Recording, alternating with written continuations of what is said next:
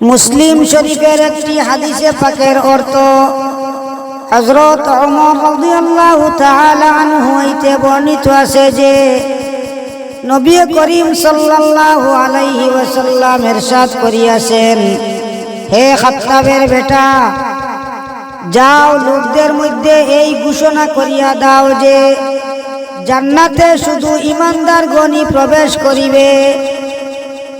অন্য হাদিসে হযরত আবু লায়লা রাদিয়াল্লাহু তাআলা আনহু হইতে বর্ণিত আছে যে নবী করিম সাল্লাল্লাহু আলাইহি ওয়াসাল্লাম আবু সুফিয়ানকে ইরশাদ করিয়াছেন, হে আবু সুফিয়ান, তোমাদের অবস্থার উপর আফসোস।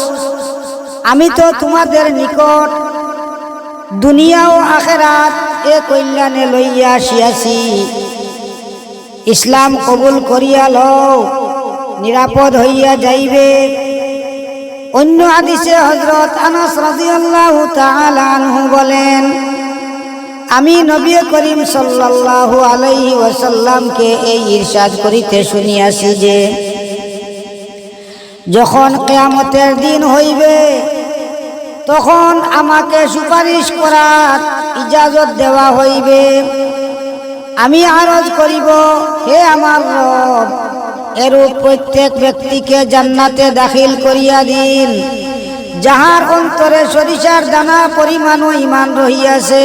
সুবহানাল্লাহ। আল্লাহ তাআলা আমার এই সুপারিশ কবুল করিবেন আর ওই সমস্ত লোক জান্নাতে দাখিল হইয়া যাইবে।